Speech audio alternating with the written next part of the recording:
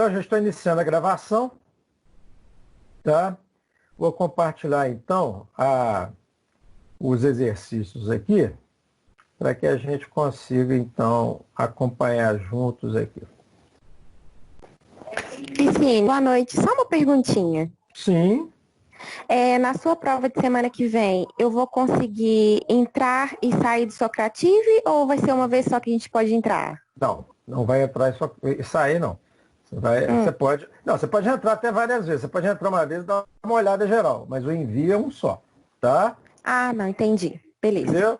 Você pode entrar até com seu nome mesmo. Só você olha as questões todas e depois tem 24 horas para poder me enviar, tá? Aí eu envio, né, da mesma forma que vocês vão fazer hoje, o envio ele tem que estar lá com o nome completo seu. Também não vai haver na semana que vem, da mesma forma que hoje, não haverá a divulgação da nota ao final da entrega, tá? Isso para preservar aquilo que a gente já falou aí, que eu já comentei aí no início.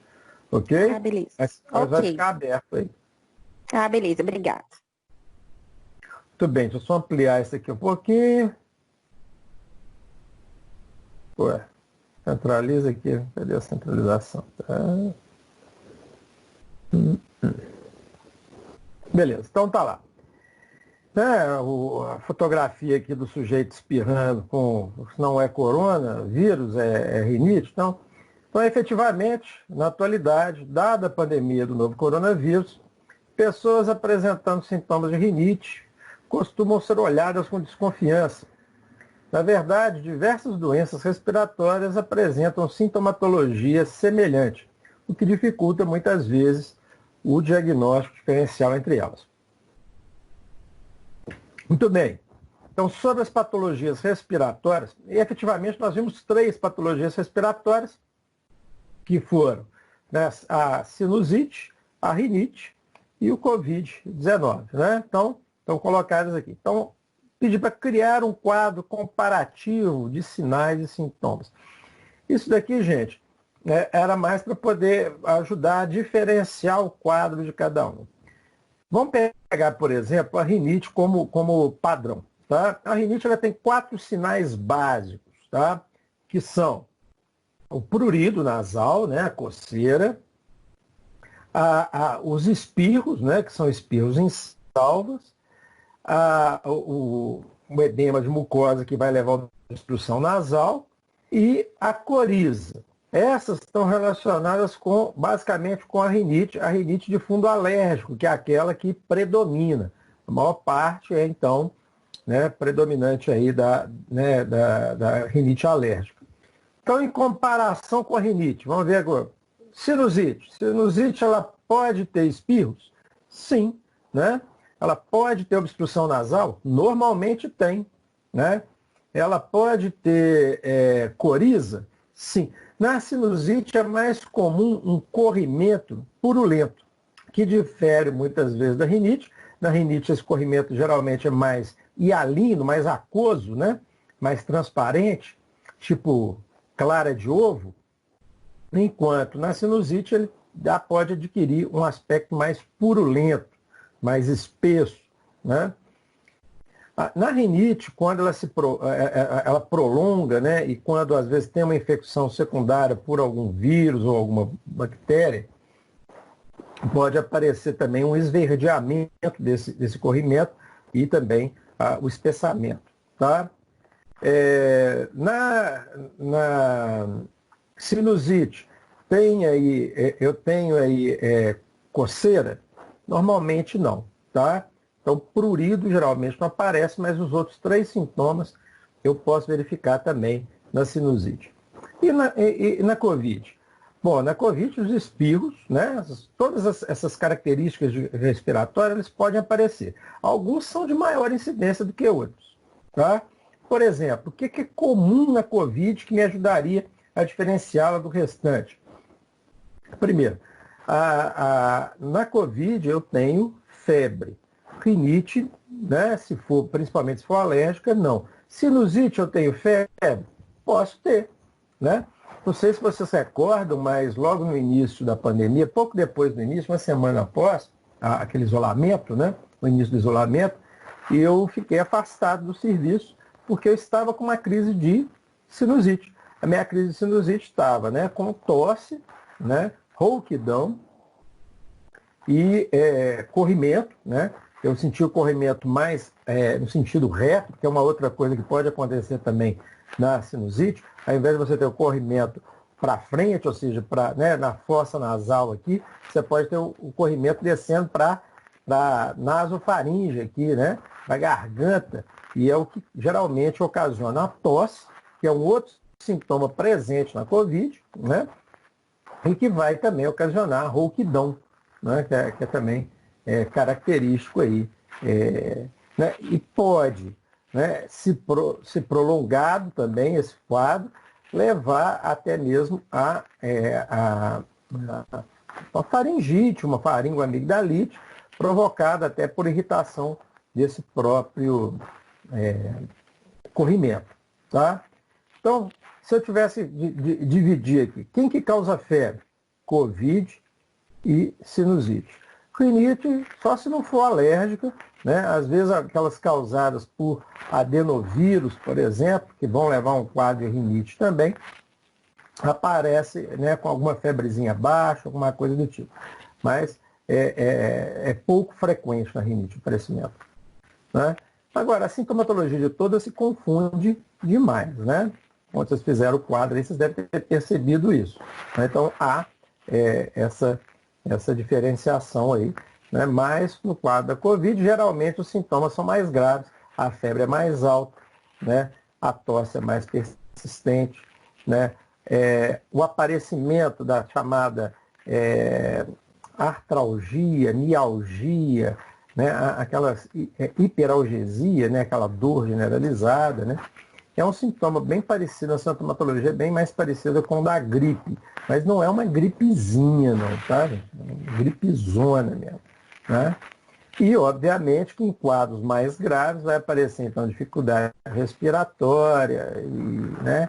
E podendo ser até necessária internação nesses casos. Bom, diferencia os agentes etiológicos das 3 patologias. Bom, primeiro, a rinite, como eu falei aí, que nós estamos trabalhando basicamente com a perspectiva da rinite alérgica, então os agentes etiológicos da rinite alérgica, ou de qualquer alergia, são substâncias antigênicas, né? São antígenos. Esses antígenos na rinite, na rinite alérgica, geralmente são antígenos inalatórios, ou seja, aqueles que a gente percebe ou recebe no organismo via nasal. Né? Então, ele entra em contato ali com a mucosa, depois ocorre, então, o reconhecimento pelas IgEs e aí, né, eles ativam ali o mastócito degranula, libera histamina e vem todo aquele quadro nosso. Então, é comum, né? Então, quais são eles? Né? Principalmente poeira, né? E dentro dessa poeira nós falamos aí de fezes de ácaro, né? Está presente. Eu tenho, né, também pólen, né, esporo de mofo, né, de fungos, né, que estão aí presentes no ar. Né. Outras coisas podem desencadear também, né, como, por exemplo, mudança de temperatura. Então, há pessoas que têm sensibilidade. Nesse caso, não é um antígeno, mas pode desencadear. Pode ajudar no processo de degranulação de mastócito, mesmo sem a presença do antígeno. É o caso, por exemplo, de pessoa que tem uma sensibilidade grande com ar-condicionado. O ar frio e seco, né? E muitas vezes contaminado com ácaro também, por causa da limpeza de filtro. Né? Também é um fator. Há a possibilidade de serem também aqueles agentes não inalatórios, por exemplo, aspirina. Mas aspirina né, na verdade o Zyme de forma geral. A aspirina é bastante comum, mas o Zyme de forma geral. Se vocês lembrarem no processo inflamatório, ou melhor dizendo, processo inflamatório, né, eu tenho a degranulação do mastócito, a atividade da fosfolipase A2 e a formação, por isso aí, do ácido araquidônico. Esse ácido araquidônico ele segue 2 caminhos, da lipoxigenase e da ciclooxigenase. Né? Então, os ARN bloqueiam, né, principalmente aqueles inespecíficos, bloqueiam a via da ciclooxigenase. Sobra, então, né, a via da lipoxigenase. Então, tudo aquilo que está sendo produzido, antes era dividido para dois, na verdade para três, porque tem COX-1 e 2, né? Tem COX-3 também. Mas, né, era dividido para essas enzimas e agora vai tudo para a via da lipoxigenase. Lipoxigenase produz o quê? Leucotrieno. E o leucotrieno está envolvido diretamente com asma e com rinite. Tá? Então, pode sim desencadear, né? Ou às vezes até mesmo alérgenos que são ingeridos por via digestória, né? E que acabam ocasionando rinite. Como é o caso, às vezes a pessoa tem alergia a leite, tem alergia. Né? Tem gente que tem alergia a tudo, né? Eu conheço muitos que têm alergia a estudo. Né? Não consegue ver um livro e já começa a coçar, né? Então, e pode ter uma crise de rinite proveniente disso daí. Beleza? Então, esse seria o da rinite. No caso da sinusite, eu tenho diversos tipos de sinusite. E tem vários fatores associados à sinusite. Mas como agente etiológico, a gente vai falar mais da sinusite infecciosa. Então, eu tenho um trio que é bastante comum nas vias aéreas superiores, que são, né, o Streptococcus pneumoniae, a Moraxella catarrhalis e o... Putz grila, agora eu vou esquecer, não é possível. Moraxella catarrhalis e influenza. Haemophilus influenza. Haemophilus influenza. Então são os três. Não confundir com o vírus influenza. Né? O Haemophilus influenzae, né, uma bactéria, enquanto o outro é vírus. Então, esses são os três principais causadores. Eventualmente pode ter algum fungo, eventualmente pode ter alguma bactéria do gênero Staphylococcus, né? Mas o comum, assim, corresponde a 90% das infecciosas ou mais, são esses três que estão trabalhando. Principalmente o pneumonia, né? O S-pneumonia, que é um dos mais frequentes na via respiratória. Tá? Beleza. Então, da sinusite. Posso ter sinusite de fundo alérgico também. Tá? Inclusive desencadeado por crise de rinite. A pessoa está com rinite, começa com aquele processo de edema. Lembrem, né? A sinusite é a inflamação desses seios faciais, né? Seios da face. Então, esses seios da face, se eles, e eles são seios, que a gente chama, né? São seios, né? A gente chama de seios, que são ossos pneumáticos. Então, esses ossos são ocos, eles são recobertos de mucosa. E eles respiram. Eles têm, né, no que a gente respira, entra ar nessas cavidades, tá? E para poder aerar. E eles têm essa mucosa, ela é ciliada, e esse muco vai sendo produzido, e esses cílios são responsáveis por eliminar esse muco. Se eu tenho, então, um processo de alergia, e isso desencadeia edema e hipersecreção glandular, pode ocorrer obstrução daqueles espaços, esses ósseos que a gente chama, né, na anatomia, que são esses buraquinhos, né, essas passagens desses ossos que se comunicam então com a fossa nasal. Resultado, né, obstrui, está produzindo muco, vai aumentando a pressão aqui dentro, mesmo não havendo bactérias causando essa infecção, né, vai haver o aumento da pressão nesses ossos, né? Isso inclusive é um sintoma que eu esqueci de falar aí, que é diferencial da sinusite, né? Que é justamente essa pressão na cabeça, né? Pressão nos ossos da face, principalmente quando você abaixa a cabeça, né? E também a cefaleia generalizada. Então esse daí é um sinal aí bastante característico também da sinusite. Por fim, né, agente etiológico da Covid, esse daí é um só, né, é o SARS-CoV-2, né, é o nome do vírus. O SARS-CoV-2 é um vírus da família Coronaviridae, né, do Coronaviridae, que é o causador, então, da patologia Covid-19, né. Então, um vírus recentemente diagnosticado, por exemplo, identificado, sequenciado. Ele é um vírus do tipo RNA, né, simples, e apresenta espículas, né, na sua superfície, que são chamadas aí, né, compostas por uma proteína chamada proteína S, ou spike. Essa proteína tem duas áreas, né, que é a S1 e a S2, sendo a S1 responsável pelo acoplamento, a aderência do vírus à superfície da célula, e a S2 pela interiorização desse vírus. Beleza. Quais os métodos diagnósticos para essas patologias? Gente, a rinite, ela é basicamente uma doença de diagnóstico clínico. Ou seja, quando você vai ao médico e ele identifica dois, não precisa ter todos não, tá? Mas 2 ou 3 desses sinais que eu disse, né? Lembrem, dos 4 principais. Espirros em salvas, obstrução nasal, coriza, né? E prurido. Então, se eu estou com um desses sintomas, né? Geralmente o prurido e os espirros, eles estão presentes, né?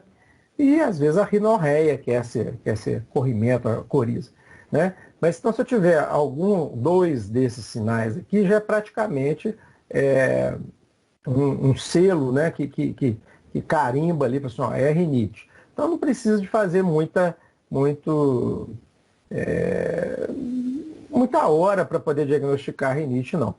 A não ser que, aí no caso específico, né, queira identificar qual que é o agente causador. Aí você vai fazer um teste alergênico para descobrir o que é e tal, papapá, e pronto. Mas, de qualquer forma, né, a sinusite. A sinusite também é basicamente clínico também, né? Esse quadro sintomatológico é muito característico, principalmente esse que eu citei por último aí, que é a dor, né, principalmente aqui na região da testa, ou no seio maxilar, né, a cefaleia, né, bom, quadro como um todo. Entretanto, como tem essa característica de algumas vezes ser infecciosa, pode ser que seja necessário se fazer, aí sim, né, você faz lá um antibiograma, faz uma cultura e um antibiograma, né, cultura para saber identificar qual tipo de micro-organismo está causando e, se necessário, fazer aí um antibiograma para ver a sensibilidade desse micro-organismo para fazer uma opção correta pelo antibiótico. No primeiro episódio é muito raro de ser pedido isso. Agora, quando você tem uma sinusite repetição ou crônica, aí nesse caso é comum, né, ser pedido esses exames laboratoriais. Outra coisa que pode ajudar no diagnóstico da sinusite são exames de imagem, né, raio-x de crânio ou tomografia, né, para poder da face, para poder verificar esses ossos pneumáticos, ou uma nasofibroscopia, que é um exame super agradável, né, que enfia o negócio no seu nariz aqui, né, tipo uma sondazinha, né, e vai verificando lá, né, nos ossos, o que está, né, nos ossos pneumáticos ali, se tem alguma obstrução, se é sinusite mesmo. Então, são esses os exames, basicamente, para poder fazer a confirmação da sinusite. Já na Covid, gente, é um pouquinho mais complexo, né? Nós estamos acompanhado essa polêmica de testes e tudo mais. Basicamente, tem 2 testes que têm servido de referência. Um imunológico e o outro que é de biologia molecular. Então, o mais confiável, né, mesmo assim, depois de uma coleta bem feita, porque fala assim, a efetividade do exame, né, de biologia molecular, que é feito via PCR, né? PCR, nesse caso, não é proteína C reativa, não, é aquela de cadeia de polimerase, né? Amplificação aí do RNA viral. Então, para que ele funcione, é preciso ter sido feita uma coleta bem feita, né? E a coleta bem feita implica, né, a utilização do suave aqui na região correta, né, da nasofaringe, usar, então, também esse suave na garganta, ou, às vezes, um lavado brônquico, se esse paciente já tiver entubado, mais fácil de fazer isso ainda, né? Então, a limitação desse exame é essa. Agora, quando a coleta é bem feita e o paciente está doente e conseguiu colher nessa amostra o vírus, Então, ela é de alta confiabilidade. Já a outra, né, que é imunológica, ela pode, né, que consiste aí também os testes rápidos, né, que é aparecimento de IgM, IgE, que são as imunoglobulinas que vão aparecendo ao longo do tempo. A primeira a aparecer é IgM, mas, né, tem um período aí, né, para poder ele dar positivo. O mais confiável é depois do 5º ou 6º dia da contaminação. Já dá para poder verificar. Mas há pessoas que demoram mais tempo e a janela imunológica, chamada janela imunológica, pode ser ampla. Mas isso aí que seria o teste confirmatório de Covid, porque existe uma série de outros micro-organismos que podem conduzir a síndrome respiratória aguda, né? Então, inclusive, tem sido outra doença, né, que tem dado bastante polêmica aí nos dias a dia, principalmente aqui em Minas Gerais, porque nós temos mais do triplo de pacientes que estão morrendo de síndrome respiratória aguda do que nos anos anteriores. Em compensação, nós temos poucos casos aí de Covid. Bacana. Então, é isso. Já falei, né, métodos diagnósticos. Bacana. Tratamento da rinite alérgica envolve corticoides e antihistamínicos. Sabe-se que na crise os corticoides são primeira escolha no tratamento. Por que não os antihistamínicos? Aqui, gente, entra uma questão de mecanismo de ação, né? Não sei se vocês recordam, mas os antihistamínicos eles agem, né, por diversos grupos de receptores. Os que geralmente estão relacionados com essas crises, né, de rinite são os H1. Né? Os H1 eles são metabotrópicos, assim como os outros também, mas no caso específico do H1, o que acontece? Eu tenho duas formas que coexistem. Eu tenho a forma ativada e inativada. E essa ativação não depende da ligação com a histamina. Tá?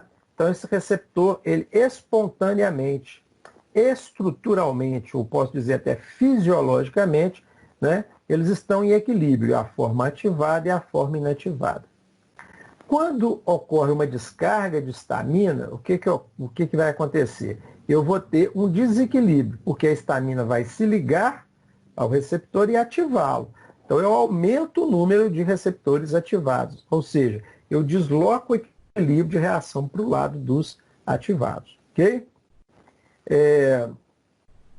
Por outro lado, né, se eu uso um antihistamínico que se liga nos não ativados, ela não vai produzir nada nele assim, de especial, mas ela vai manter, vai deslocar o equilíbrio do equilíbrio desses receptores para o lado dos não ativados. Não sei se vocês me entendem. Né? Então, nesse caso, o que acontece? Né? Eu vou ter uma diminuição do número dos ativados. Numa crise, o que vai ocorrer? Eu vou ter uma descarga grande de histamina, o que vai me garantir que esses que são ativados vão estar sobressaindo. Como os antihistamínicos hoje, né, se questiona se eles são realmente antagonistas, o que vai acontecer? Eles vão se ligar àqueles que estão inativados. Vão evitar, então, que a histamina se ligue nesses que estão inativados. Mas aqueles que já estão ativados pela histamina, ela não vai conseguir interferir. Tá? Ele não desloca, ele não consegue deslocar.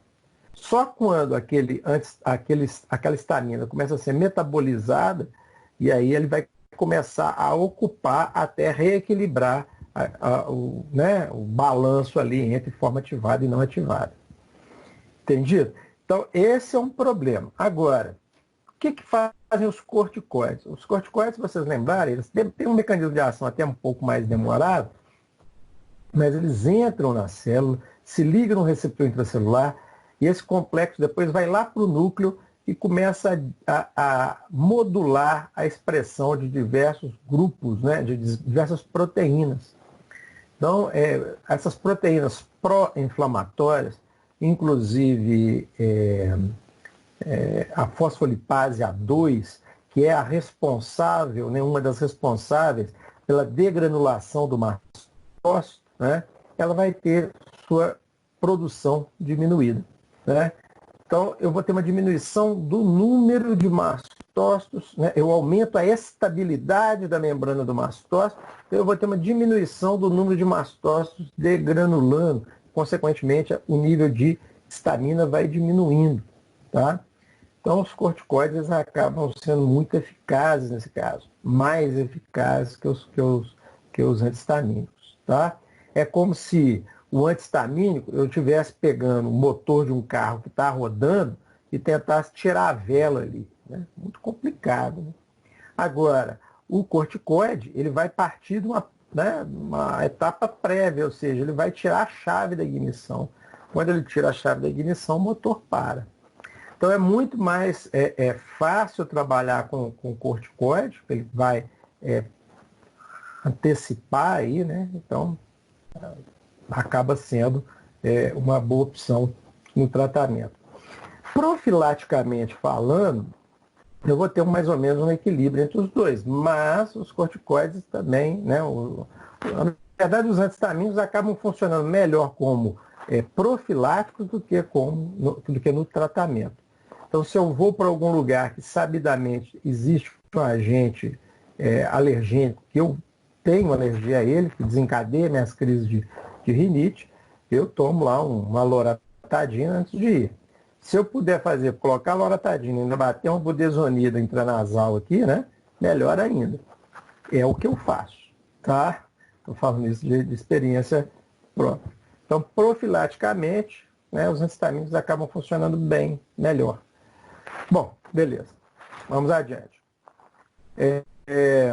Como eu disse, gente, se vocês tiverem alguma dúvida, vocês me interrompam, porque eu vou tocando o barco aqui. O tratamento da sinusite muitas vezes envolve o uso de antimicrobianos. Quais são as classes mais empregadas e quando devo usar cada um? Bom, primeiro, as duas classes mais empregadas, no caso das infecções aí, que causam sinusite. Bom, dado aquele quadro que nós falamos aí dos agentes etiológicos, né, acabam sendo mesmo os beta-lactâmicos, tá? Muitas vezes eles vêm associados, né, aos inibidores de beta-lactamase, porque é o caso, por exemplo, da Moraxella catarrhalis, do Haemophilus influenza, que já são naturalmente produtores de beta-lactamase. Mas, né, isso mais para as penicilinas, que é um problema. Agora, cefalosporinas, principalmente de terceira geração, né, são bastante eficazes aí no caso. Então, os beta-lactâmicos acabam sendo a primeira escolha. Tá? Posso começar com a amoxicilina mesmo. Não está funcionando, né, eu associo, então, o ácido clavulânico. E aí eu ganho na terapêutica. Né? Eu falo que tratamento aí, né, com antibiótico, antimicrobiano, é que nem namoro, eu já falei isso para vocês, né? Eu uso, começo a usar, né? Então, namoro a gente começa ele, depois de 2, 3 dias, se não está dando resultado, aí você ou substitui ou associa, né? Então, você vai associar, no caso aí do beta-lactâmico, você associa o inibidor de beta-lactamase, que é aquela substância que vai inibir, então, a enzima que degrada o beta-lactâmico.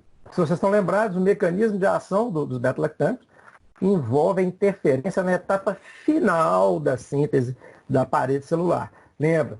A síntese do peptídeo glicano, depois desse peptídeo glicano ele vai sendo ligado, uma fita, né, um polímero do peptídeo glicano começa a ser ligado ao outro. Eu vou ter fazendo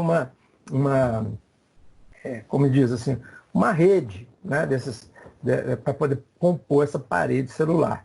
Então, as enzimas, as transpeptidases, carboxipeptidases, que são enzimas que fazem essa ligação, elas são inibidas pelos beta-lactâmicos. Como que faz isso? O beta-lactâmico, vamos dizer assim, doa seu anel beta-lactâmico, né, que é aquela lactama cíclica, que tem aquele nitrogêniozinho lá, com aquela dupla ligação com o oxigênio. Então, aquele beta-lactâmico, aquele anel beta-lactâmico é quebrado, mas ele se liga de forma irreversível a essas enzimas. Então, essa fase final da síntese da parede celular não ocorre, o que vai levar a uma perda de efetividade da parede celular, né, perda de controle osmótico da célula, então entra a água e a célula morre, explode a célula, né? Entra a água por osmose e ocorre então a ruptura. Então, ou seja, esses fármacos são bactericidas. Como a gente já estudou anteriormente, os bactericidas são sempre preferíveis, porque eles independem do sistema imune para poder exercer sua ação. Bacana. Outra classe que é muito usada, né, nesse caso, seria os macrolídeos. Dentre eles a azitromicina. Quais são os casos que eles são usados? Bom, primeiro, eles podem ser usados quando há resistência ao beta-lactame. É uma possibilidade. O espectro deles é muito parecido, principalmente dos beta-lactâmicos mais novos. Então, geralmente, onde mais, ou nas condições que mais se usa principalmente a azitromicina, que tem sido usada, mas a principal utilização nesse caso é em substituição aos beta-lactâmicos em pessoas que têm alergia aos beta-lactâmicos. Porque isso é uma outra coisa característica dos beta-lactâmicos, né? O desenvolvimento, então, de alergia. Das reações adversas, é basicamente a que mais importa em beta-lactâmicos. Tá? Então, são os dois grupos mais empregados aí. Bom, a pandemia do SARS-CoV-2 vem sendo o assunto deste ano por conta do grande número de doentes e mortos. Até o presente momento, dia 6/6/2020, no site worldometer.info, já registra 5 milhões de casos. Olha só, gente, isso foi dia 6/6, nós estamos no dia 10/6, 4 dias. Sabe quanto já está? Está em 7 milhões e carteirada. Não, aqui na verdade já estava. Eu que posso escrever errado. São 7 milhões. Bom, e cerca de 400 mil mortos. Está em 415 mil mortos. Tá? Sob a pandemia, seu agente etiológico e a Covid-19 faça o que se pede nas questões abaixo. Então, algumas autoridades mundiais e nacionais chegaram a levantar a suspeita sobre a origem do vírus. Para isso, o SARS-CoV teria sido criado em laboratório. Diga se concorda com essa teoria e fundamente cientificamente sua resposta. Aqui, gente, se vocês lembrarem, né, eu cheguei a falar isso, a gente viu aquela palestra, né? E depois eu voltei a frisar isso. Essas teorias de que ela teria, né, sido desenvolvido como arma biológica, ou para criar um pânico mundial e acabar com a economia mundial, ou outra ainda, né, que teria escapado do laboratório, né, de um laboratório lá em Wuhan mesmo, que tem um laboratório de virologia lá. Então isso era muito tentador, né? Inclusive o Luc Montagnier, que foi um prêmio Nobel, ele chegou a cogitar isso também, falando que lá eles estavam usando o coronavírus, né, para colocar o HIV dentro, né, o material genético do HIV dentro, para poder tentar desenvolvimento de vacina, mas daí nada foi comprovado quanto a isso. Então, na verdade, a teoria hoje mais aceita é aquela famosa do transbordamento interespécies, né? Ou seja, uma espécie que já convive com aquele vírus sofre alguma mutação que passa a contaminar outra espécie. Mas por que? Um vírus não contamina? Não. Né? Normalmente um vírus que é característico de uma espécie, ele não contamina a outra. Por que disso? Porque o vírus ele depende de contato, de encontro com a proteína, onde ele acople para que ocorra, então, a interiorização do material genético e ele consiga, então, desenvolver seu mecanismo ali de replicação. Então, a proteína do morcego, de um camelo, são diferentes das minhas. São diferentes das minhas. Então, nesse caso, cada macaco no seu galho, cada morcego, cada camelo no seu galho. Agora, quando há uma íntima relação entre os animais, né, uma presença, uma participação assim, pessoas em ambientes onde tem esses animais, e vice-versa, pode ocorrer de uma mutação daquele vírus ali, identificar uma proteína que ele se ligue no ser humano. E ali ele começa, então, a produzir, se reproduzir e vai, então, cada vez mais se tornando mais específico para aquela proteína e ocorre, então, o aparecimento da doença. Tá? Isso é chamado de transbordamento interespécie e depende desse contato, né, íntimo, próximo aí. Então, por isso que aquele mercado lá de um rã, que tem tudo quanto é tipo de bicho diferente, é um ambiente propício para aquilo acontecer. Né? Então, a teoria mais aceita é essa. Fundamentando essa teoria, como está pedido aí na questão, né? A gente viu lá que uma forma de eu identificar a história de um vírus, né? O caminho que ele percorreu, fazendo o sequenciamento genético, porque os vírus eles sofrem mutação mais rápido do que os seres humanos, obviamente, porque, não sei se vocês lembram, mas um único vírus que entra no Covid, né? Na Covid, no coronavírus, que entre na célula, ele vai produzir aí de 10 a 100 mil cópias dele mesmo. Tá? É como se eu, Licínio, em horas, fizesse 100 mil cópias de mim mesmo, né? Ou tivesse 100 mil filhos, dá trabalho para... Né? Então, nesse caso, o que acontece? Né? Eu vou ter a chance maior, quando eu faço muitas cópias, de ter erros nessas cópias. Tá? Um erro, os erros que não interessam evolutivamente, eles desaparecem. Aqueles que evolutivamente trazem alguma vantagem para aquele vírus, eles vão se conservando. Né? Então, como isso acontece com muita rapidez, eu consigo, né, identificar esse histórico aí desse vírus. Então, o que eles fizeram? Eles fizeram o sequenciamento do SARS-CoV-2 e compararam com alguns animais. Por exemplo, de morcego, né? E de camelo, de pangolim. Pangolim é aquele bichinho, né, que a gente mostrou ele. Então, o que mais parece, ou seja, as mutações que estão levando a essa pandemia estão relacionadas com aquela proteína S que nós já falamos aí.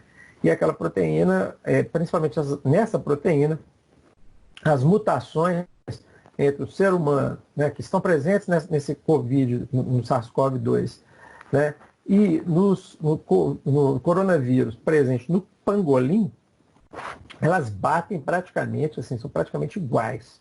Né?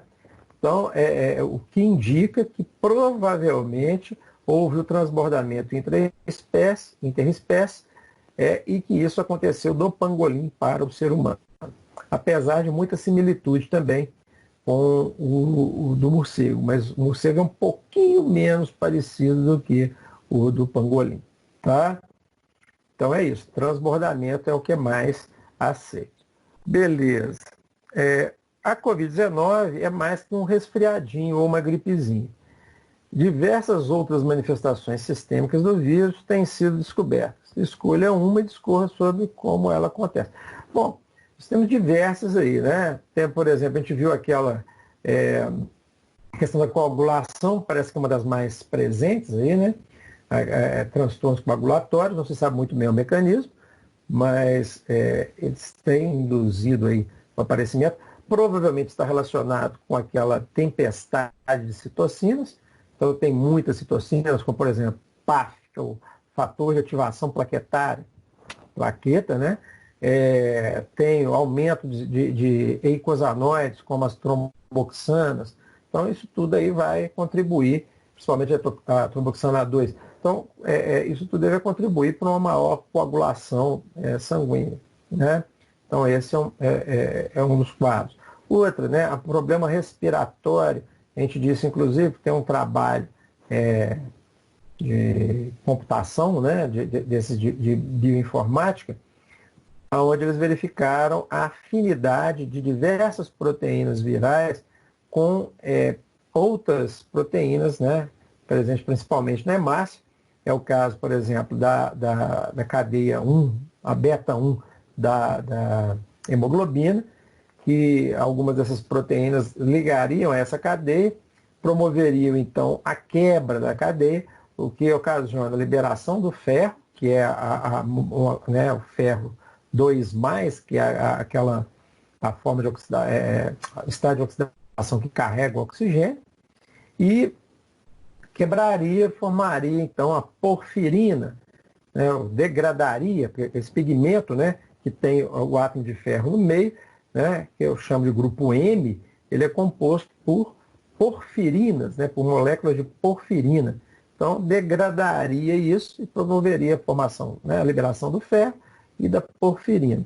Então, isso assim, né, parece explicar uma coisa que tem sido observada, é que os pacientes que estão com insuficiência respiratória por Covid e são entubados, eles não têm uma mesma recuperação na saturação de oxigênio do que um paciente que não esteja com Covid, né? Que esteja com problema respiratório, mas que não esteja com a Covid. Então, isso é um quadro bastante característico. Outra coisa, né? A questão da colonização do sistema nervoso, levando inclusive a possibilidade de que se promova dano encefálico que leve à morte antes mesmo do aparecimento dos sintomas respiratórios. Uma das coisas que corrobora isso é a grande população, né, a grande colonização de enzimas, né, ECA2, né, o ACE2, no sistema nervoso, no encéfalo como um todo. Um sintoma, inclusive, que está presente, né, que eu esqueci de falar nele também lá em cima, né, que está presente na Covid, odinofagia, a perda de sabor, né? E a perda de olfato, essas duas coisas estão relacionadas com atividade ou com colonização do vírus, que foi encontrado em cadáveres, né, depois no bulbo olfativo. Então, né, isso parece ser um quadro. Outra, que a gente falou, foi aquela síndrome semelhante à síndrome de Kawasaki, que está aparecendo principalmente em crianças e adolescentes, né? A de Kawasaki é um pouco diferente, pega criança até 5 anos de idade, agora essa outra está pegando adolescentes aí 15 anos de idade, está aparecendo ainda. Tá? Então, dentre as diversas, essas aí, por exemplo, né? Por exemplo. Outra temática que tomou conta dos noticiários foi a insistência de autoridades e algumas celebridades no emprego da cloroquina ou hidroxicloroquina no tratamento da Covid-19. Apesar da suspensão temporária de sua utilização, devido a problemas cardíacos envolvidos no uso desses fármacos nas doses necessárias, como vimos, há fundamentos que envolvem a ação das duas drogas no processo infeccioso do vírus. Elenque e descreva essas teorias que explicariam a ação da cloroquina e hidroxicloroquina no Covid-19. Acho que a primeira coisa a falar, né? Na semana passada nós citamos, inclusive, o artigo que saiu na Lancet, falando daqueles 96 mil casos que tinham sido estudados e tal. Vocês viram aí que aquele estudo foi por água abaixo, né? Não foi confirmado. Alguns contribuidores, né, da Lancet lá, especificamente um professor lá da Austrália, se não me engano, verificou uma inconsistência, que os dados que estavam presentes ali, muitos deles eram muito refinados e estavam vindo de países pobres da África. Então já levantou uma suspeita e ele foi investigar de onde estavam saindo aqueles dados e acabou percebendo que era de um único, né, que era centralizado todos os dados num laboratório de análise estatística, que era de propriedade de das pessoas que estavam publicando ali. Então havia um conflito de interesse e os outros, são 4 autores, os outros 3 autores que não sabiam do ocorrido, né, pediram que os dados fossem, então, liberados da forma bruta, né, para que eles analisassem, e descobriram, e esse cara que era o dono desse instituto não quis liberar. Então isso aí levantou a pesquisa e esses outros 3 autores pediram à Lancet então que retirasse o artigo. e o artigo foi retirado. Tá? Então, mas isso, gente, não muda o fato de que as pesquisas têm indicado, sim, que a hidroxicloroquina e a cloroquina não são a oitava maravilha, nem a sétima, nem a sexta, mas ela não é tão eficaz assim. E outra, ela traz alguns problemas, como o problema de arritmia cardíaca, que parece ser aumentado, uma das principais causas de mortalidade entre aqueles pacientes que usam essa droga. Bom, beleza. Nesse caso específico, né, o que seriam as teorias aí, né? Uma primeira é que a hidroxicloroquina inibiria a síntese de monossacarídeos que participariam da glicosilação da ECA2. Então, toda proteína, praticamente toda proteína de superfície, elas são glicosiladas, tá? Então, elas têm um açúcar ligado a elas e que as torna normalmente ativas. Então, aparentemente, a cloroquina e a hidroxicloroquina diminuem a atividade da enzima que faz esse processo. Ou seja, que produz esse monossacarídeo, que seria responsável, então, pela produção, pela glicosilação da ECA2. Se a ECA2 não está glicosilada, ela se torna menos, vamos dizer assim, menos atraente para o coronavírus. Então, isso dificultaria a entrada dele na célula. Segunda coisa, né, no processo de interiorização, na formação do endossomo, né, porque muitos vírus eles não conseguem fundir propriamente dito, de forma propriamente dita, o seu envelope viral na membrana. Eles meio que são englobados por endocitose, é o que acontece no coronavírus. Então, ocorre essa interiorização, essa formação chamada endossomo, e esse endossomo, ele, né, para o vírus ativar as enzimas que vão fazer realmente a fusão com a membrana, a gente viu aí que a parte 2 lá da proteína S, eles necessitam de pH ácido. E a cloroquina e a hidroxicloroquina, elas elevam esse pH, não trazendo esse pH para o valor ótimo para a ocorrência desse processo. Então, o vírus não conseguiria, teoricamente, fazer esse processo de interiorização. Terceira teoria está relacionada com a fase final. Porque o que acontece? Quando o vírus entra, toma conta lá da minha maquinaria metabólica, né? Ele vai lá no ribossomo e começa a produzir as proteínas. Só que as proteínas dele são fitas longas, né, de proteína. E elas precisam ser quebradas, vão sendo clivadas por etapas, assim, por pedaços. E cada pedaço corresponde a uma proteína diferente no final. Tá? É como é que eu vou dizer isso? Difícil de fazer uma comparação agora, minha cabeça não está boa para fazer comparação no momento não, mas seria, né? Várias proteínas ligadas numa só, ou produzidas de forma única. Então ocorre uma clivagem final, né, para ativar essas proteínas. Então essa clivagem também, da mesma forma, ela precisa de um pH, uma acidez, né, para poder essa enzima estar ocorrendo, está agindo.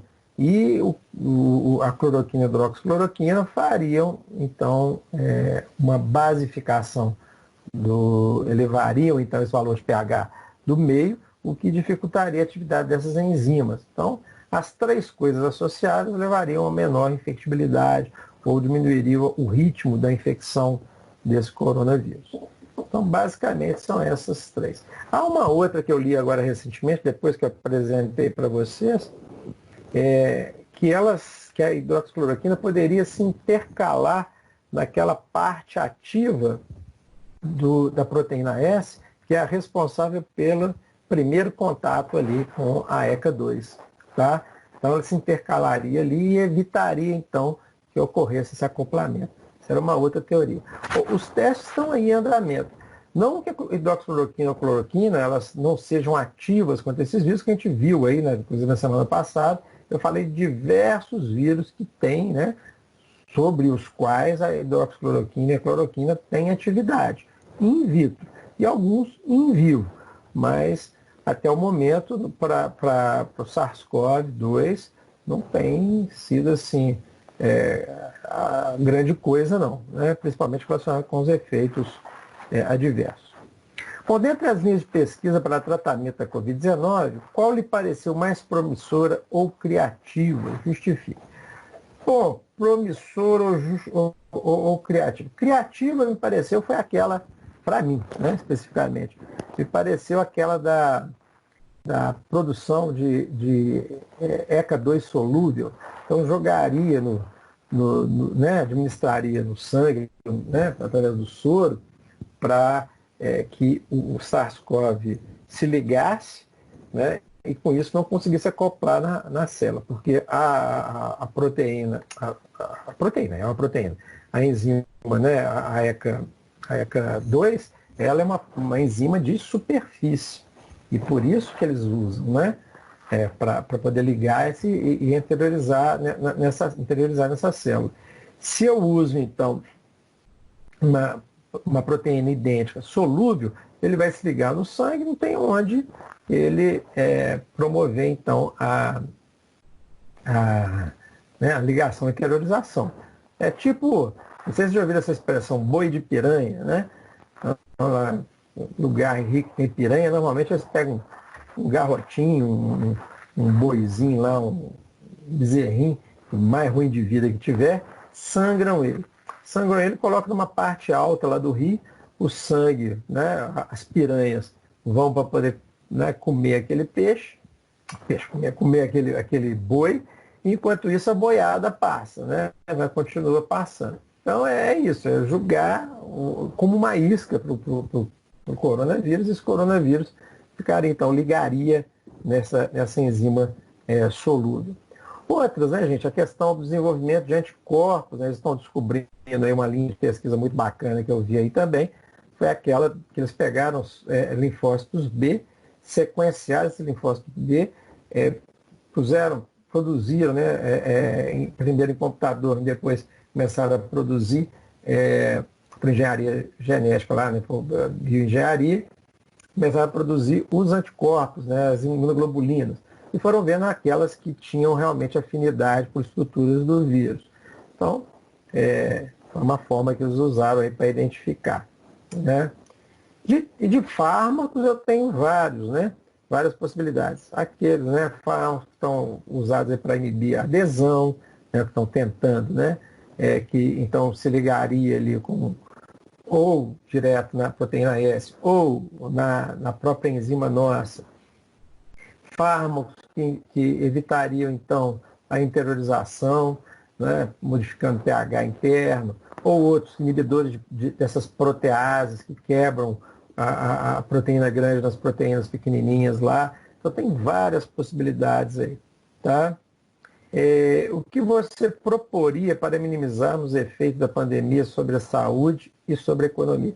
Gente, se eu tivesse essa resposta, só para vocês pensarem, se eu tivesse essa resposta, eu era ministro da saúde, né?